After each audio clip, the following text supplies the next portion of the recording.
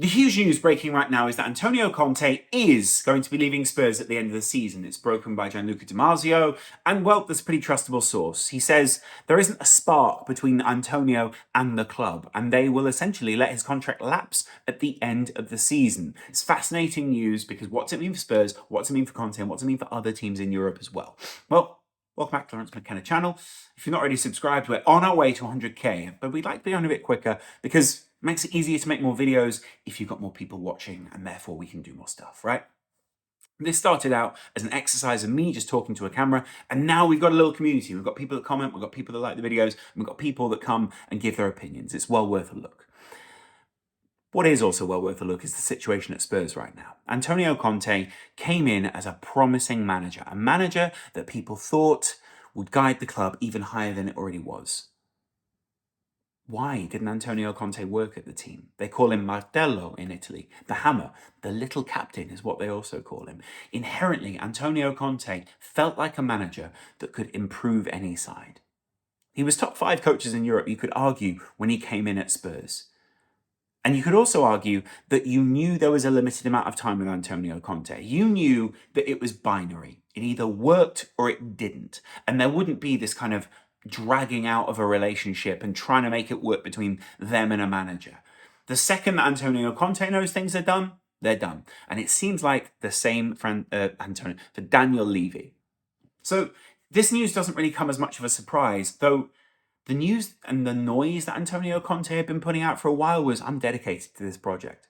I'm here. I'm trying to make things work. I'm a top manager. I need more investment. I've got talented players already. But it also says what is happening behind the scenes at Spurs right now, I think. Remember, this is a Spurs team who had Mauricio Pochettino. They felt like they were on a rocket for the moon, right? And why? Well, because he fitted them so well. I know he didn't play that beautiful football, and there's people are going to talk about all this. This is inherently a Spursy thing. They have a great thing and they ruin it. They don't have great football, so they want to get rid of it. They didn't have fantastic football under Pochettino, but they had good football. Then they had a mishmash of what's going to happen next afterwards because they panicked. Mourinho was one of the managers in there in the transition to take a manager from Wolves. Mourinho, of course, ultimately left the club. Mourinho always leaves on his own terms, but ultimately the club sacked him. I mean, they wanted rid of him, And that was kind of a red flag. But Mourinho being hired in the first place is also a red flag. So when Antonio Conte comes in, you knew, again, there was limited amounts of time. Some people, and credit to them, said, this won't work. And I think it had the huge potential too, but there was also a lot of red flags at the club. It wasn't that they lacked investment, but they didn't have mountains of money to spend. They just invested in a new stadium. They already had some very decent players in there, but it was clear that some of the side needed a refresh. And they added a lot of good players.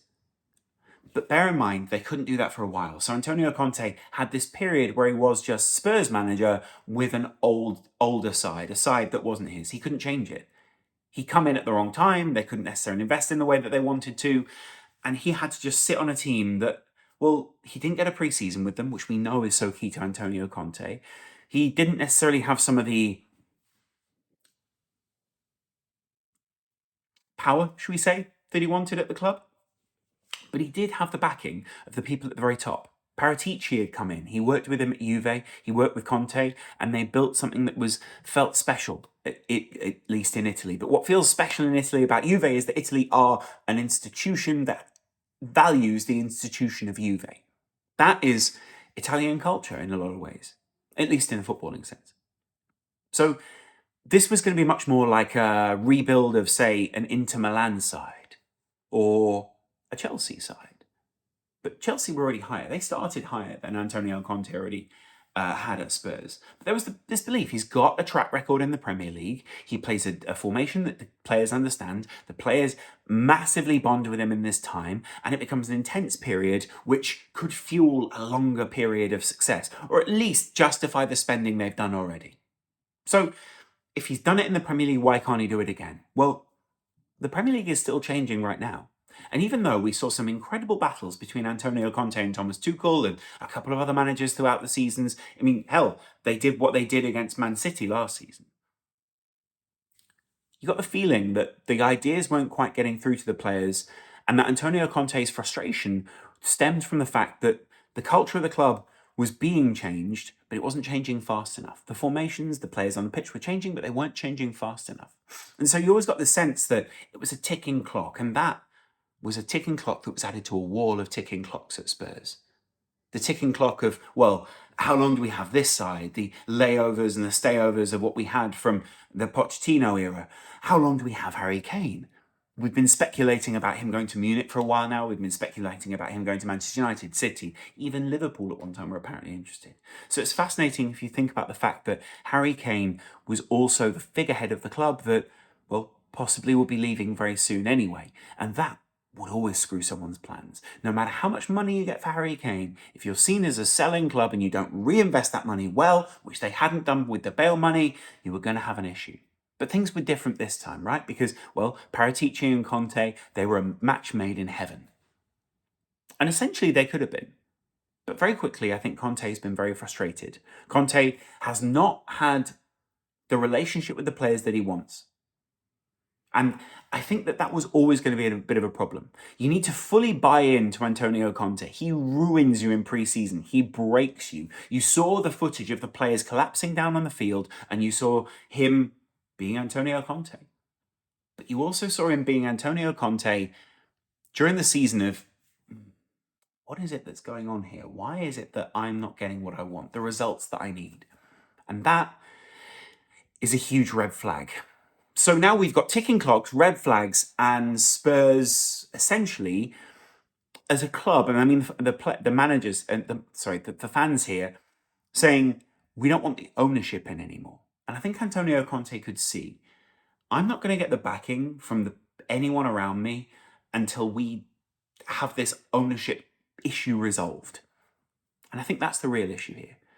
I'm not saying it needs to be resolved that Daniel Levy goes or whatever, but there is a man at the top of the club right now who had a stranglehold on it because he built a new stadium. He was trying to take them into the 21st century. And what a stadium it is, by the way.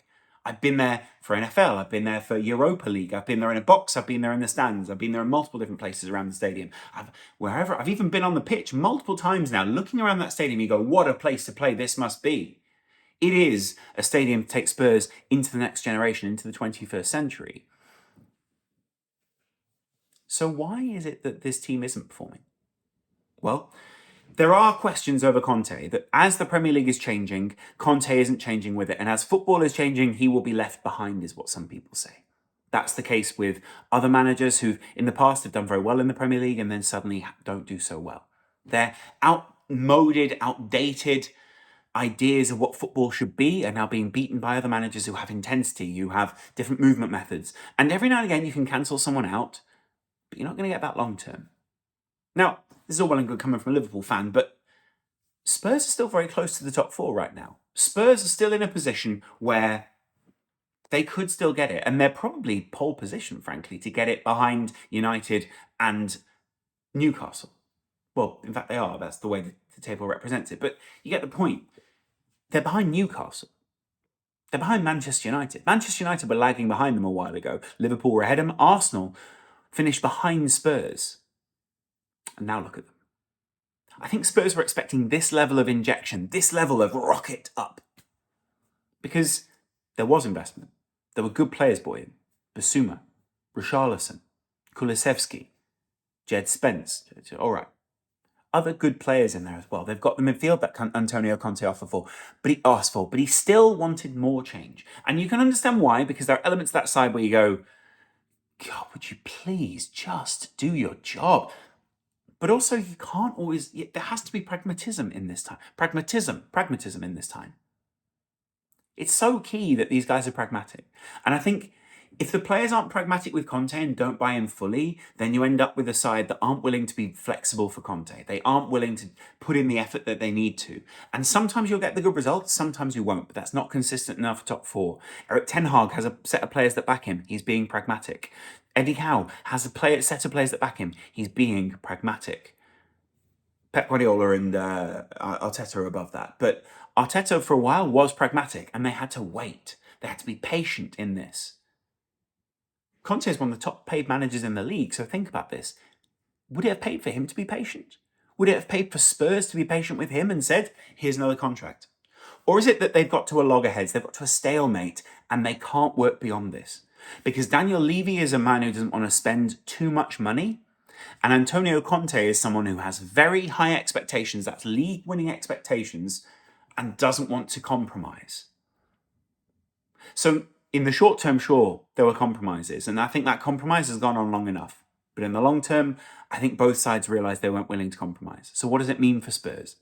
Well, Spurs now have to go out and find a new manager. And if this news is broken now, it hamstrings them for ages. It is bad news that this news is broken at this point, right? Because you can see the players just go, okay, well, what's my investment in you then?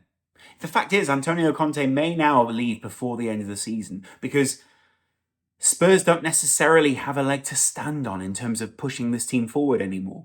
Antonio Conte is a man of honour and a man of privilege and a man of his word. He has led a great life and he's willing to pass that on to the people around him. But he knows the privileged position that they're in. So now Spurs have to act quickly. They know they have to get a new manager. They know they have to go out there and prove that they're going to keep Harry Kane in the summer, because if they lose Conte, the problematic element is they probably lose Kane as well. Because Kane, if he doesn't see a big name coming in, will most probably want to go. It's just a fact.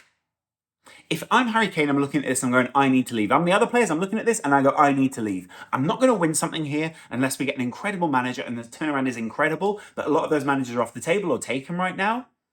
Someone like a Graham Potter is taken. Someone like an Antonio Conte was meant to be that guy. Someone like an Eric Ten Hag was meant to be that guy, but they've not got any of those people. Now, they might take another manager like a Spalletti or someone like that, but he's invested somewhere else. Why would he come to Spurs at this point? Spurs has become a poison chalice. It's not only because of Daniel Levy, by the way. There is a negative impact around the club of the approach to football at the club. People call it Spursiness, whatever you want to call it, but it needs to improve. You think a manager's going to come in and change that? Well, they did. Pochettino changed the vibe around the club, which laid the groundwork for someone like a Mourinho or a Conte or someone like that to come in and go, hey, we've got what we need here. What do we need to do next? And for a while, there was that lack of toxic sort of, hey, well, cool, we could do something here. But that has slowly crept back in at the club. The position that the club once held is now sort of being reinforced again of, oh, well, you're not quite in the top four. They had a time to strike, and the worry is that they've missed it. If they don't invest more or get their, whatever prospects they have through in the academy through, then they're in real trouble. I back Antonio Conte. I think he's an excellent manager, but I also think this was a bad fit for both teams. I said I think he could take them higher. He took them to top four. I thought he would build on that. Clearly not. They've missed out on other signings as well. Apparently they wanted Luis Diaz. Apparently they wanted a couple of other players that different teams have signed. Once you start having that, and players start to know about it, players start to know, well, I'm not the first choice here. I'm not the guy that they want in this position. Things begin to fall apart. So here he is, Antonio Conte, now sitting as a lame duck manager in the Premier League. It's probably one of the worst things you can have if you're a team that's pushing for the top four. Now, it may also mean, by the way, that the players turn around and go, hey, what's going to happen here? If we get top four, then we get a new manager? Great. Okay, we'll get a new manager. We get some investment. What else? Harry Kane's off. Are we going to invest that Kane money? I think we aren't seeing everything that's happening behind the scenes. I think we know that Harry Kane is off at some point because he wants success. He wants more than just a club legend status. And they're not pushing for success. We know that Conte is now leaving, and we know that other players may follow. Someone like Son, maybe Son's dedicated to the club, but maybe he isn't. Maybe he becomes the new face of the team. Eric Dyer, what happens to him? Laurence, they need to replace him. There's multiple different people that need replacing and moving on within this side. So I conclude, I think this is bad for Spurs, but I think it is good for them in the long run. If you don't have Antonio Conte and you're not invested in him, move him on. It's the right decision. It's just a shame it didn't work, is what I'm going to say. There are plenty of other reasons why Antonio Conte might leave. Maybe he goes to Juve. Maybe he goes somewhere else to help them. In their time of need, they put up the Conte signal and bam, we're 15 points down. We don't have a manager that we want. Come back, come home, come back to play the kind of football that you know is going to work in Italy. You know you're going to be loved. You know you're going to get a huge contract. There's bigger issues there right now, but maybe Conte would be on his way there because he loves that team. He loves that club. So, what do you guys think? Where do Spurs go from here? Let me know in the comments below. I'll be interested to see what your thoughts are, and we'll chat later. Have a good day. Well, if you can.